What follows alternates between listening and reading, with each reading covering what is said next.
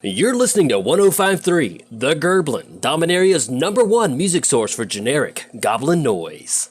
Hey gang, just to let you know, you can now use the promo code MTGMudsta, all caps, at flipsidegaming.com and originalmagicart.store. Using the code gets you 10% off orders $10 or more, and you get to help out the channel at the same time. Welcome back, my lovely viewers. Today's game is a real treat because it's got some old friends and some brand new commanders to the channel.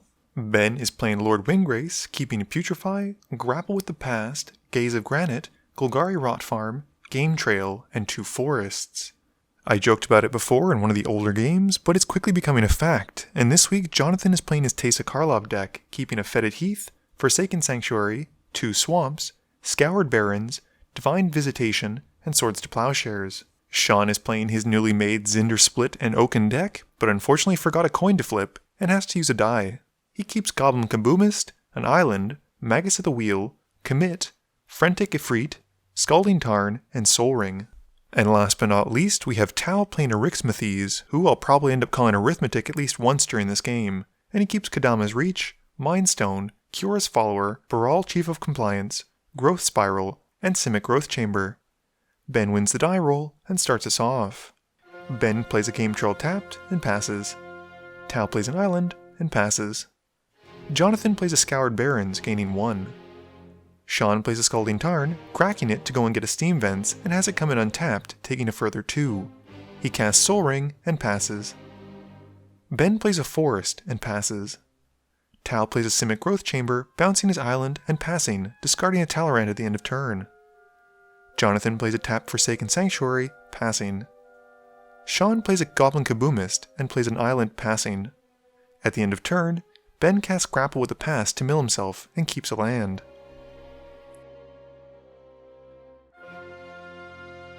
Ben plays a Mountain and casts Harrow. He grabs a Forest and a Swamp from his library and puts them onto the field, passing to Tal.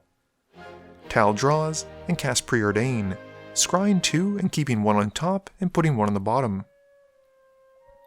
He then plays an Island and casts Growth Spiral with the green floating, drawing a card and putting out a second Island, passing to Jonathan. Jonathan plays a Fetid Heath and casts Bontu's Monument, passing to Sean. Sean puts a landmine onto the battlefield during his upkeep and rolls a die because we have no coins to flip. He calls evens and rolls a 1, which has the Kaboomist sadly deal 2 to itself, dying. Sean then plays a Mountain and casts Okaun in his main phase. Moving to combat, Sean hits 5 calls in a row, which I believe means Okaun's power is now at 96 at this point. Unfortunately he can't attack, and at the end of turn, Ben casts Grizzly Salvage and keeps a Turn Timber Sower.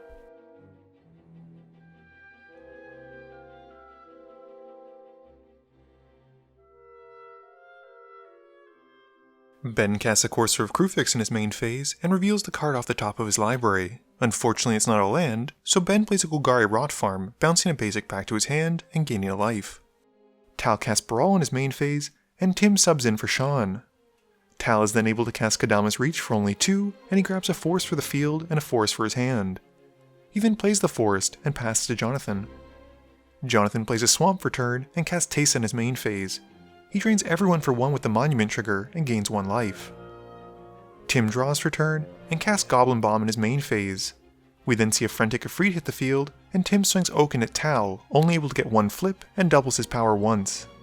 Tal decides to block with Baral, and Tim then passes. Ben reveals an Explosive Vegetation off the top and plays a Forest, gaining 1. He then casts Lavalanche where X is 3 and targets Tim.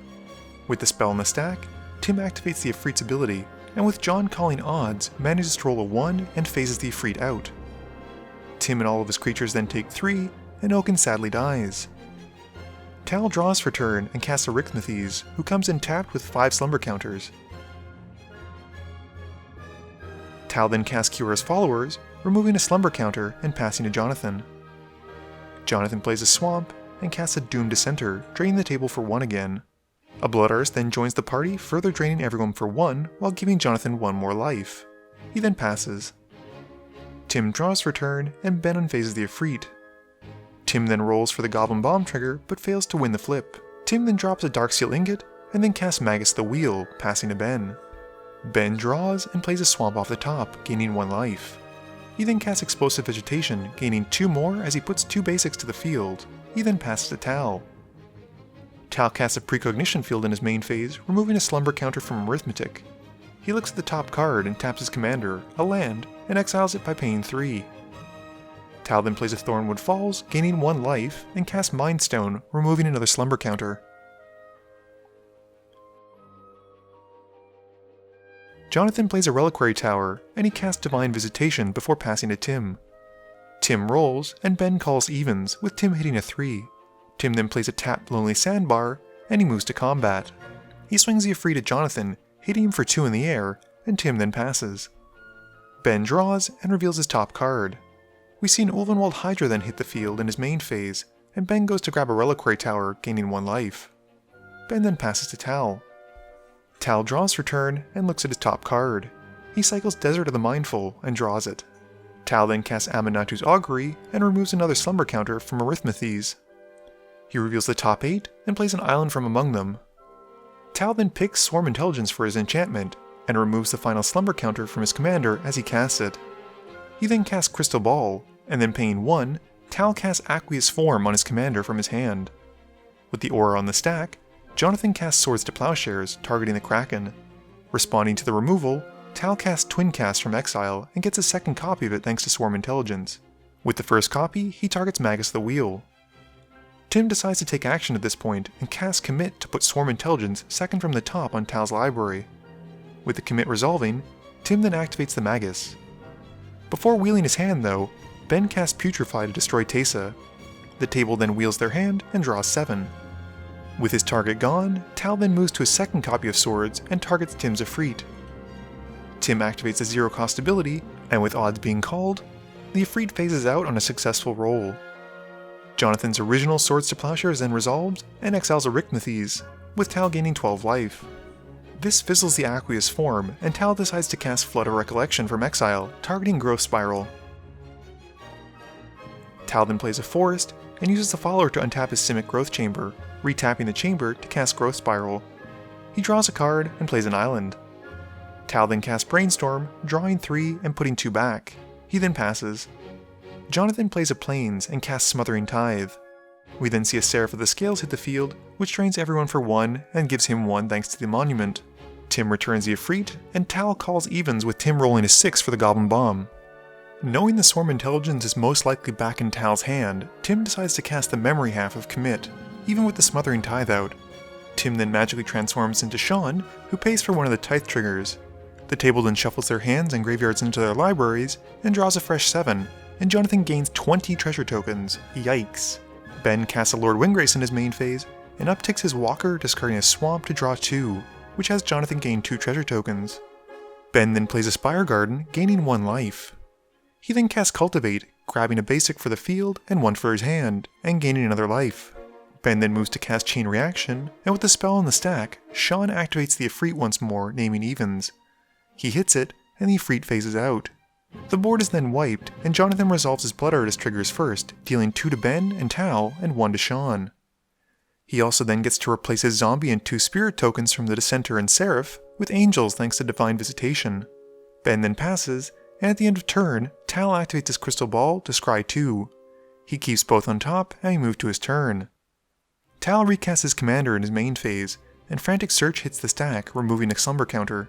Tal draws 2, and then discards 2, and untaps his commander as one of the lands, while meanwhile, Jonathan is slowly upticking his treasure tokens. Hot off the press from guilds, Tal then casts an Omnispell Adept, and removes another slumber counter, passing. Jonathan plays a Swamp, and drops Authority of the Consuls.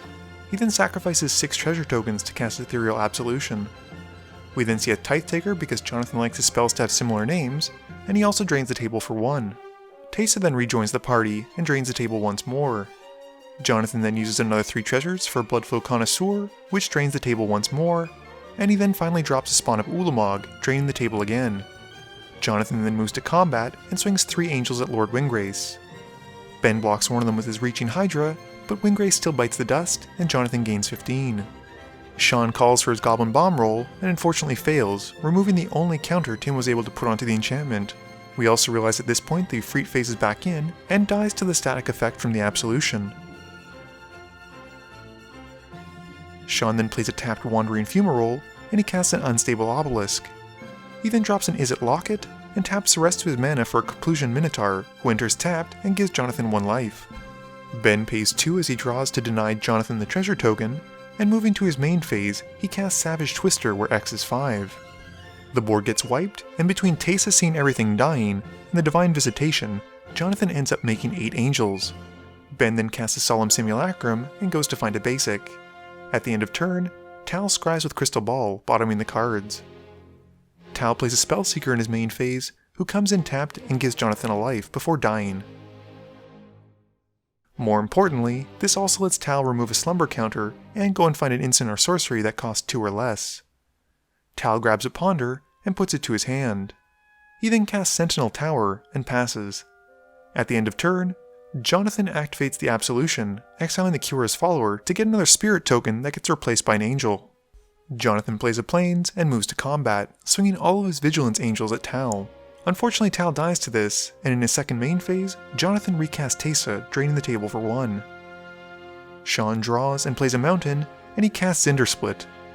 We realize Sean needs to roll for the bomb, which he fails unfortunately, and John gains another treasure token for him not paying 2.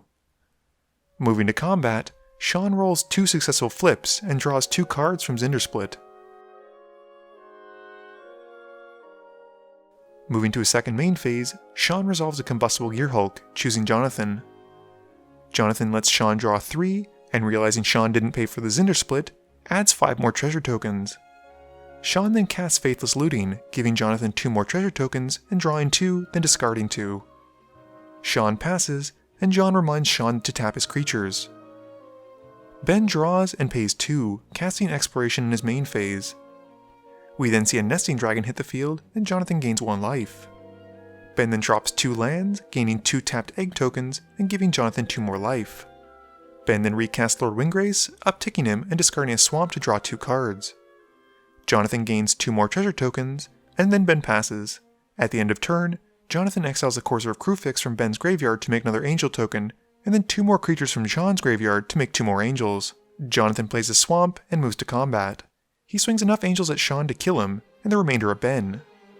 Ben blocks 1 angel with the Hydra, but still manages to drop to 3. Jonathan still gains 70 life though, and moving to his second main phase, Ben realizes there's not much he can do on his own at 3 life, and he scoops it up, giving Jonathan the win.